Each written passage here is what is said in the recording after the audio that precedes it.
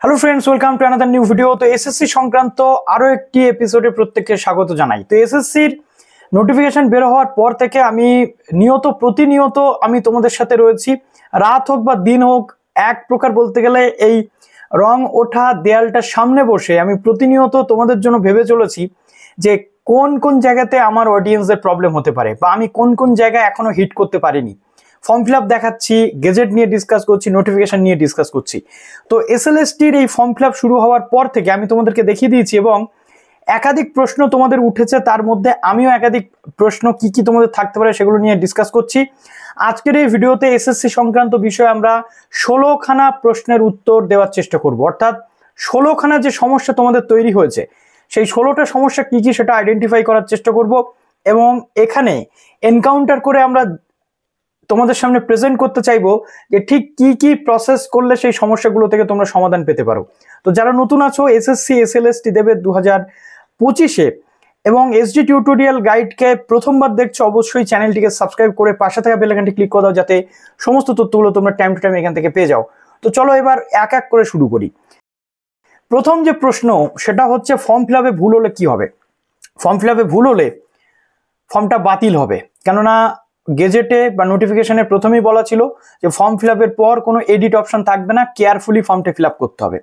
এবার প্রশ্ন থাকতে পারে, প্রথম স্টেপ যেটা পার্সোনাল ফাইনালাইজেশন বা পার্সোনাল ডিটেল ফাইনালাইজেশনের আগে পর্যন্ত, সাবজেক্ট চয়েসের আগে পর্যন্ত আমাদের সামনে এডিট অপশন থাকছে। একবার ফাইনালাইজ হয়ে গেলে আমরা আর এডিট অপশন পাচ্ছি না।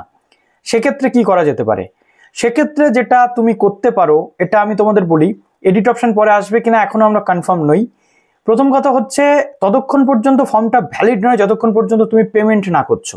পেমেন্ট একবার সাকসেসফুল হয়ে গেল, এই ফর্মটা সাবমিট হয়ে গেল। যতক্ষণ পর্যন্ত পেমেন্ট তুমি করছো না, ওই ফর্মটা কিন্তু সাবমিট হয়নি, রেজিস্ট্রেশনটুকুই করা আছে।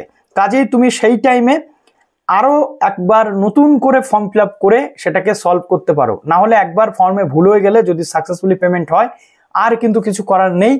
সেকেন্ড টাইম রেজিস্ট্রেশন করে একবার সাকসেসফুল হওয়ার পর ফর্ম ফিল আপ করতে পারবে কিনা সেই নিয়ে কোনো ইনস্ট্রাকশন নেই। এক্ষেত্রে আমাদের স্কুল সার্ভিস কমিশনের যে ওয়েবসাইট রয়েছে সেখানে যদি তোমরা যে কন্ট্যাক্ট ডিটেল দেওয়া রয়েছে সেখানে যদি তোমরা যোগাযোগ করে কিছু করতে পারো তাহলে সম্ভব, না হলে কিন্তু কোনো ভাবেই এই জায়গাতে সম্ভব নয়। ওকে, নেক্সট আমি বলতে চাইবো, পেমেন্ট হওয়ার পরে অনেকের পে নাও অপশন দেখাচ্ছে, অর্থাৎ পেমেন্ট সাকসেসফুল হচ্ছে না। এক্ষেত্রে কি হবে? আমি বারবার তোমাদের একটা কথা বলছি যে এখন ফর্ম ফিল আপ করো না, কিছুদিন পর করো। এখন সার্ভারের প্রচুর সমস্যা, পেমেন্ট হওয়ার পরেও ফেল হয়ে যাচ্ছে বা পেমেন্ট হওয়ার পরেও পে নাও পুনরায় দেখাচ্ছে। এই প্রবলেমগুলো পরে সলভ হবে কিনা আমি জানি না, বাট টাকাগুলো কিন্তু কাটছে তোমাদের।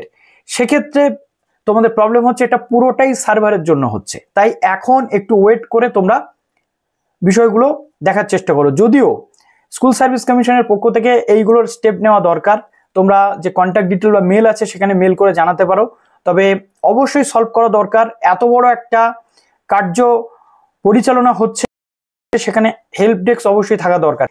তো এটা গেল পেমেন্ট রিলেটেড ম্যাটার। পেমেন্ট যদি সাকসেসফুল না হয়, পে নাও যদি দেখায়, আমি বলবো কয়েকটা দিন ওয়েট করো, কি স্ট্যাটাস আসছে আগে দেখো, না হলে আবার পুনরায় তোমাদের পেমেন্ট কিন্তু করতে হবে। ওকে, এবার চলে আসছে ফটো অ্যালং উইথ সিগনেচার কিভাবে করবো, আর হোয়াইট ব্যাকগ্রাউন্ডে ফটো থাকতে হবে কিনা। ইয়েস, চাকরির পরীক্ষা সেন্ট্রালে এসএসসি সিজিএল বা ইউপিএসসি লেভেলের যে ফর্ম ফিল আপগুলো হয় সেখানে যদি আমরা দেখি ফটো অ্যালং উইথ সিগনেচার, যদিও এত বড় একটা ফর্ম ফিল আপ চলছে শুধু লিখে দেওয়া হয়েছে যে ফটো অ্যালং উইথ সিগনেচার, কোনো স্যাম্পল দেওয়া হয়নি। যদিও সাইবার ক্যাফেতে এই স্যাম্পল তোমরা পেয়ে যাবে। আমি তোমাদের একটা স্যাম্পল দিয়ে এখানে দেখিয়ে দিই। দেখো, বিফোর, অর্থাৎ এখানে বলছে এই ফটোটা বিফোর, মানে আগে এরকম ছিল। অ্যালং উইথ সিগনেচার করার পর কি হলো, ফটোটা একটা সেট হলো এবং ফটোর নিচে সিগনেচারের একটা বক্স কিন্তু তৈরি হয়ে গেল। এটা তোমরা এডিট করে তোমাদেরকে করতে হবে, ঠিক আছে? এটা এডিট করে করতে হবে, বা তুমি যে সাইবার ক্যাফেতে যাবে সেখানে বললে কিন্তু এটা করে দেবে। এইভাবে ফটো অ্যালং উইথ সিগনেচার করতে হবে। এবার প্রশ্ন থাকতে পারে, দাদা হোয়াইট ব্যাকগ্রাউন্ড? ডেফিনেটলি এরকম ধরনের চাকরি সংক্রান্ত বিষয়ে যেখানে লিগাল বা ফর্মালিটি মেনটেন হয় সেখানে অবশ্যই হোয়াইট ব্যাকগ্রাউন্ড ম্যান্ডেটরি, ঠিক আছে? এবার প্রশ্ন হতে পারে যে দাদা আমি ফটো ওইভাবে আপলোড করে দিয়েছি, পেমেন্ট হয়ে গেছে, আমি কি করব? সিগনেচারের কথা তো বলে দেওয়া হয়েছে, যদি তুমি সিগনেচার আপলোড না করো সেক্ষেত্রে কিন্তু ফটো উইথ সিগনেচার না দিলে সমস্যা হতে পারে, ঠিক আছে? কি সমস্যা হবে সেটা নিয়ে এখনো কিছু বলা যাচ্ছে না, বাট সমস্যা অবশ্যই হবে। যেহেতু ফটো এবং সিগনেচার চেয়েছে। এবার প্রশ্ন হতে পারে ওয়েবসাইটে যে স্যাম্পল দেওয়া আছে সেখানে শুধু ফটো দেওয়া রয়েছে, সেখানে সিগনেচার নেই বা আপলোড ফটো বলা হয়েছে। Photo upload along with signature কথাটা থাকলে কারোর কনফিউশন হতো না, বাট ওয়েবসাইটটা এমনভাবে বানানো হয়েছে যেটা একটা গোলক ধাঁধা, শুধু ফটো আপলোডের জায়গা ভেবে অনেকে ফটো আপলোড করে দিয়েছে। কিন্তু নোটিফিকেশনে তারা ক্লিয়ার করে দিয়েছে কলাম সিতে পরিষ্কার করে যে photo with signature along with signature করতে হবে। তাই যারা করছো অবশ্যই করো, আর যারা করোনি তারা আগামী দিনে কি হতে চলেছে একটু ওয়েট করে যাও, কদিন পরে আমি তোমাদের জানিয়ে দেবো। যদি আবার নতুন করে ফর্ম ফিল আপ করতে পারো সেটা তোমাদেরকে করতে হবে, টাকাটা ডবল যাবে, ঠিক আছে।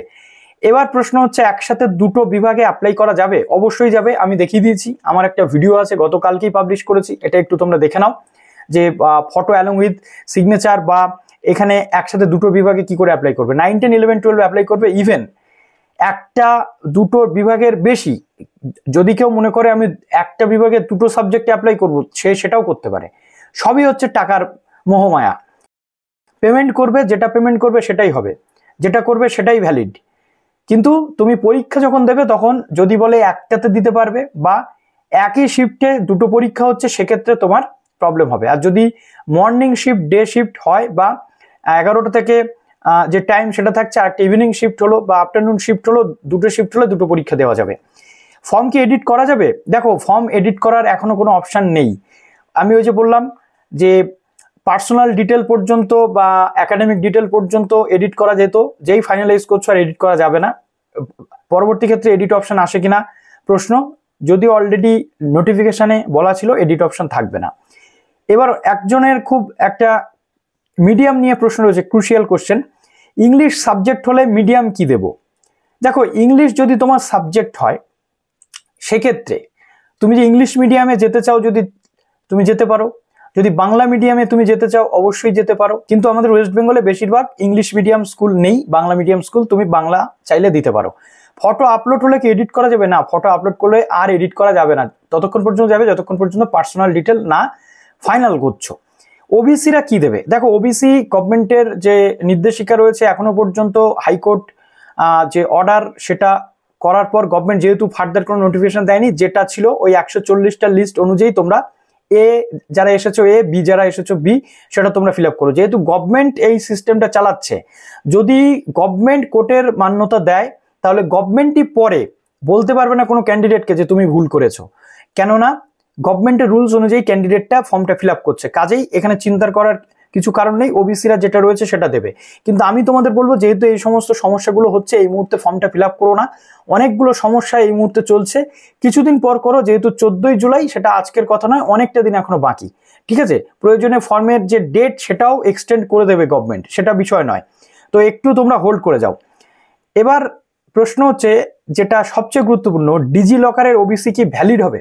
দেখো, ডিজি লকারে ওয়েস্ট বেঙ্গলের যে ব্যাকওয়ার্ড ক্লাস ডিপার্টমেন্টের ওয়েবসাইট আছে, সেখানে যে সার্টিফিকেট আপডেট করা বা সার্টিফিকেট চেক করার ক্ষেত্রে কিছু দেখাচ্ছে না, সই করছে না, ডিজি লকারে শো করছে। কিন্তু ডিজি লকারে মেবি হতে পারে আগে থেকে আপডেট করা ছিল সেখানে। এবার আমি তোমাদের বলি, ডিজি লকারে যে সার্টিফিকেটটা শো করছে, একটা ওবিসি সার্টিফিকেটে আন্ডারসাইন্ডে এসডিও যদি ইস্যু করে থাকে, এসডিও স্যারের সিগনেচার থাকে। ডিজি লকারের সার্টিফিকেটে এসডিও স্যারের সিগনেচার নেই, ডিজি লকারের সার্টিফিকেটে তোমার ছবি নেই, ডিজি লকারের সার্টিফিকেটে তোমার বারকোড নেই। কাজেই ওই সার্টিফিকেটটা কোনো চাকরি বলো কোনো জায়গাতে বলো আপলোড করলে সেটা কিন্তু ভ্যালিড বলে মানা হবে না। এবার তোমরা বুঝে নাও যে ডিজি লকারের সার্টিফিকেট গ্রান্টেড হবে কিনা। ওকে, এসসি সার্টিফিকেট কি নম্বর দেবে? আগের ম্যানুয়াল নাম্বার না ডিজিটাইজ? দেখো, সার্টিফিকেট যদি ডিজিটাইজ হয়ে যায় অবশ্যই ডিজিটাল যে নাম্বার রয়েছে সেটা তোমাকে দিতে হবে। ওকে, এবার চলে আসছে, হ্যাঁ, ওবিসির ক্ষেত্রে নাম্বার দিতে হচ্ছে না, এসসি এসটিদের ক্ষেত্রে দিতে হচ্ছে। 50% ইউজিতে নেই, পিজিতে আছে, সে কি করবে? এখানে তো বলা হয়েছে ইউজিতে অথবা পিজিতে অথবা ইউজিতে অনার্সে যদি না থাকে, পাস অনার্স মিলে বা শুধু পাশে থাকলেও 50% থাকলে সে অ্যাপ্লাই করতে পারবে, কোনো প্রবলেম নেই। ইমেলে ওটিপি আসছে না, এটা সবার প্রবলেম, এটা সার্ভারের প্রবলেম, যার জন্য বলছি একটু দেরি করে ফর্মটা ফিল আপ করো। ইমেলে ওটিপি আসবে, ঠিক আছে, ওটিপি আসবে এবং কনফার্মেশন যে মেল সেটাও আসবে যে ফর্ম সাবমিটেড সাকসেসফুলি। তো একটু ওয়েট করতে হবে তার জন্য। ক্যান্ডিডেট আইডি নেই, ভুলে গেছি, ক্যান্ডিডেট আইডিটা খুব ইম্পর্ট্যান্ট, যেটা রেজিস্ট্রেশন পেজ থেকে তোমাকে সেকেন্ড পেজে নিয়ে যাচ্ছে। ক্যান্ডিডেট আইডি যেটা রয়েছে, এটা ছাড়া তুমি লগ ইন করতে পারবে না। যদি ক্যান্ডিডেট আইডি না থাকে ফার্দার প্রসেস তুমি করতে পারছো না, তাহলে আমি বলবো নতুন ফোন নাম্বার এবং ইমেল অ্যাড্রেস দিয়ে তুমি আবার অ্যাপ্লাই করো বা আবার রেজিস্ট্রেশন করো, তাহলে ক্যান্ডিডেট আইডিটা পেয়ে যাবে। ঠিক আছে, তো এই ছিল মোটামুটি তথ্য। আরও আমি ল্যাপটপের স্ক্রিনে একটু যাওয়ার চেষ্টা করি, যদি আরও কিছু তথ্য আমি এর মধ্যে পেয়ে যাই বা আরও কিছু কমেন্ট পেয়ে যাই। একজন লিখেছে ইডব্লিউএস সার্টিফিকেট ফিনান্সিয়াল 23-24 আছে, এই ইয়ারে আবার অ্যাপ্লাই করেছে বাট এখনো সার্টিফিকেটটা পায়নি।